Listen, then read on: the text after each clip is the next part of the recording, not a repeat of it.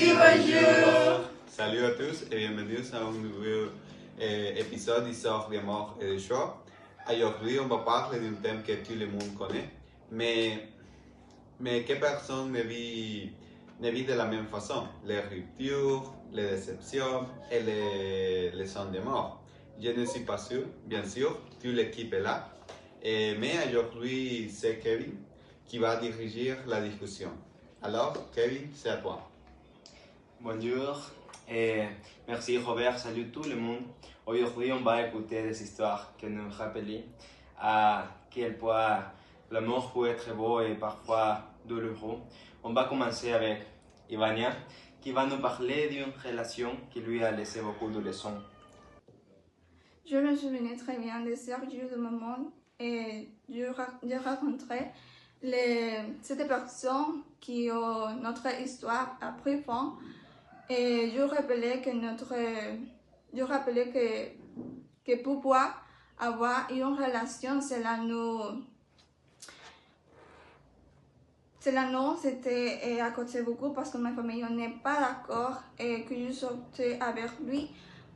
Il disait qu'une personne voyant un avenir avec moi.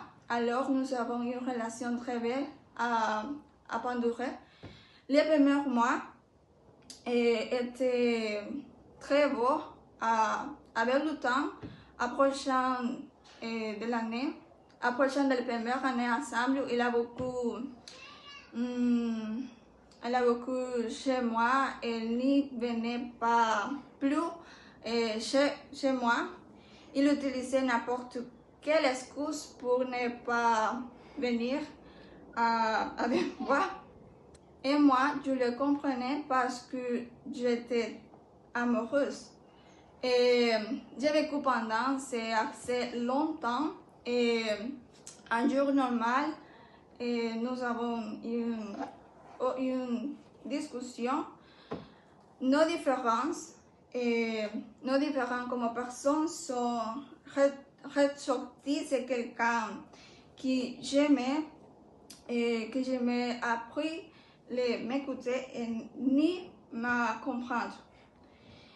Je le sentis différence et plus distance avec moi et qu'il ne respectait plus les mêmes choses pour moi. Et lui montrait qu'elle regrettait et en mon voulant plus rien savoir et moi. C'est soir-là, une journée à nous dire beaucoup de choses et beaucoup de choses et vraiment il a pris une décision qui vraiment marqué et il a envoyé un message qui m'a dit que notre relation était terminée.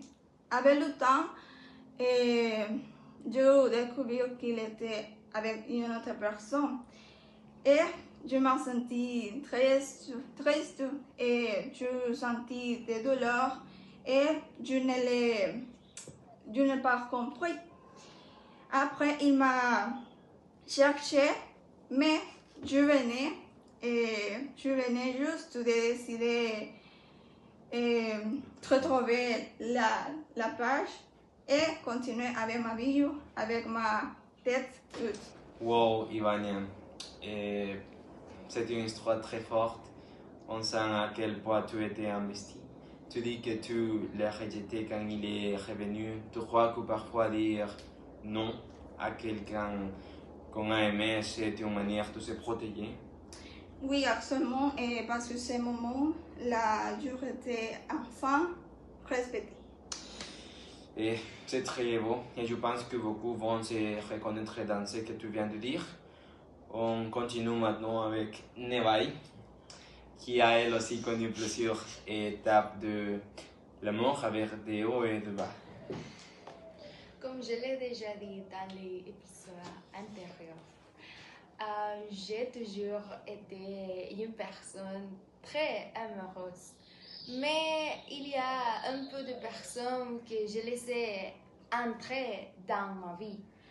Et pour moi, il n'existe pas une meilleure chose que la vie privée. Et je pense que la partager avec quelqu'un est quelque chose est très intime. Et pour moi, l'amour, c'est être là. Mon premier petit ami, c'était un amour passager et un peu inventant et quelque chose de toxique. Et je ne me dis pas beaucoup de temps pour être triste et être seul. Mais il a fait souffrir. Et comme je l'ai dit, je ne me donnais pas de temps. Parce que nous avions rompu en avril et en juillet de la même année, j'ai rencontré mon deuxième petit ami. Il était toujours gentil avec moi, sa famille s'intéressait et elle m'aimait comme si je suis une autre fille. Et ils me voyaient comme leur propre fille. Et c'était une relation que je garde précieusement dans mon corps. Nous avions rompu 3 fois et chaque fois que nous rompions, et les douleurs étaient moi, oui. Mais je me souviens que je vomissais de tristesse à chaque fois que nous rompions. Et je ne pouvais pas dormir seule. J'avais besoin de ma mère. Depuis ce retour, je dors encore avec ma mère, oui. Et quand je suis rentrée à l'université, nous avons rompu définitivement. Et j'essayais de le prendre de mesures possibles. Et je me refusais avec un nouveau groupe d'amis. Et c'était amusant et je l'oubliais assez vite. Mais cette décision précipitée n'a pas le mesure car j'ai continué à les manquer. Et même si un garçon très attention et gentil s'intéressait à moi, et celui-là vraiment fait du mal. Il a toujours me voir tomber et il cherchait toutes les façons possibles pour me blesser. Et moi aujourd'hui, le temps a passé et j'ai repris mon corps, mais après ces 3 leçons de vie, j'ai reconsidéré de repousser l'idée de m'impliquer sentimentalement avec une autre personne. Maintenant, je préférais être seule et de passer beaucoup de temps avec moi-même et avec les personnes que j'aime. Et même peut-être plus tôt, je me préoccuperai pour être ou avoir une nouvelle relation parce que pour moi maintenant c'est difficile de passer temps avec une autre personne parce que tout le temps que j'ai besoin c'est pour l'université et pour passer avec ma famille, pour faire mes devoirs ou juste pour passer avec les personnes que j'aime maintenant. Pour moi, d'avoir une relation, c'est une chose compliquée parce que je n'ai connu les intentions de les garçons qui m'ont écrit, par exemple. Merci Nevaï.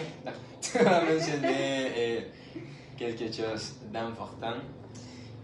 Je préfère être seul pour mieux me connaître. C'est vrai que parfois la mort, et c'est pas seulement être avec quelqu'un, c'est aussi apprendre à s'aimer soi-même, non? Oui, exactement. On oubliait souvent que c'est la base de tout. Très vrai maintenant. Et on passait à mon histoire un peu plus compliquée, un peu plus chaotique aussi. Très vrai. Et maintenant, on passait à mon histoire un peu plus compliquée, un peu plus chaotique aussi. Même si je n'ai pas eu de petite amie, on m'a déjà brisé le cœur plusieurs fois parce qu'elle me faisait croire qu'elle m'aimait, elle me cherchait, elle était gentille et coquette avec moi. Il y avait de la confiance, mais en réalité, elle me mentait. Elle me disait qu'un garçon a dérangé et qu'il la suivait. Moi, je l'accompagnais dans la rue pour la protéger, mais après un moment, je ne pouvais plus parce qu'elle partait vite après les cours. On est resté comme ça toute l'année. Un jour, j'ai voulu lui offrir des fleurs et lui dire mes sentiments. Elle a aimé les fleurs, mais pas moi. Et une semaine plus tard, j'ai découvert qu'elle avait déjà un petit ami. C'était le garçon qu'elle disait qui la suivait. Et à moi, elle a dit non alors qu'elle semblait m'aimer. Finalement, je n'étais qu'un passe-temps. Oh Kevin, c'est tellement triste. On sent que tu donnais tout mais que ce n'était jamais réciproque. Tu crois que c'est pour ça qu'on finit par se fermer un peu aux autres? Oui, je pense. Et quand tu te fais briser plusieurs fois, tu deviens plus prudent. Et parfois, c'est pas une mauvaise chose. Et cette idée à mieux choisir. C'est vrai, Robert. Et maintenant, on va écouter Hélène dans l'histoire du trouve et rejoint pour la mienne. Eh bien, cette histoire est un peu plus triste parce que c'est la première fois que quelqu'un m'a vraiment brisé le cœur. À ce moment-là, j'avais 15 ans et j'étais au lycée. Alors, lui et moi, nous n'étions pas officiellement un couple, mais tout le monde pensait que oui, parce que nous passions beaucoup de temps ensemble. Nous nous écrivions toujours, nous sortions ensemble et il me disait souvent que j'étais spéciale pour lui. Bien sûr, au début, tout semblait parfait. Il était drôle, charmant, il me faisait rire et il savait très bien parler avec moi. Alors je croyais qu'il était sincère et bien sûr je l'aimais vraiment, peut-être trop. Mais petit à petit j'ai commencé à voir une autre facette de lui. Il mentait souvent, il cachait des choses et parfois il me faisait sentir coupable pour des erreurs qu'il avait lui-même comprises. Bien sûr, mes amis me disaient toujours qu'il n'était pas une bonne personne pour moi et qu'il jouait avec mes sentiments, mais honnêtement, je ne voulais pas les écouter parce que je pensais qu'ils ne comprenaient ce que je ressentais. Alors, quand il me faisait du mal, je lui pardonnais tout parce que je croyais qu'il allait changer et qu'il m'aimait vraiment. Mais un jour, j'ai finalement découvert qu'il parlait avec une autre fille pendant qu'il me disait qu'il m'aimait. Et bien sûr, j'ai eu mal au cœur comme jamais auparavant. Je me suis sentie trahie, perdue et très naïve parce que c'était la première fois que je comprenais ce que c'est la vraie douleur amoureuse. Après ça, j'ai beaucoup pleuré, mais j'ai aussi appris à me respecter et à ne plus donner tout mon corps à quelqu'un qui ne le mérite pas. Aujourd'hui, quand j'y pense, je me dis que cette expérience m'a fait grandir. Même si ça m'a fait beaucoup de mal, elle m'a aussi appris à ce qu'est le vrai amour et surtout ce qu'il n'est pas. Merci Hélène. C'est déjà vraiment, tu dis que cette expérience te fait grandir et je crois que c'est ce qu'il y a de plus beau dans tout ça. Parce que oui, parfois la douleur, c'est aussi une façon d'apprendre à se respecter, comme tu l'as dit. Oui, exactement. Sans cette expérience, je ne serais pas la personne que je suis aujourd'hui. Et pour finir, on laisse la parole à Robert, qui va nous raconter une histoire très sincère, pleine d'émotions.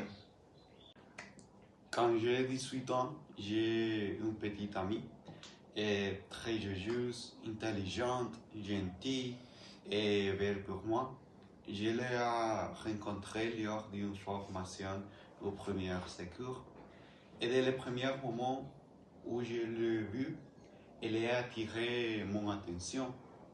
Tout lassement, je l'ai cherché pour une occasion de lui parler. Vers le milieu du lancement, j'ai enfin eu le courage de m'approcher d'elle. Mais cela fut une conversation très petite. Plus tard, nous avons parlé à nouveau, c'est faux, plus longtemps, et j'ai découvert qu'elle s'intéressait aussi à moi.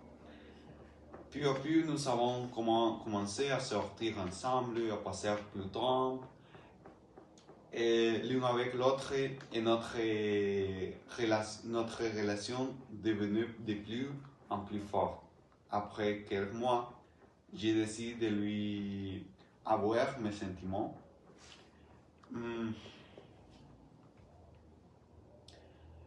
Et sincèrement, j'étais très nerveux.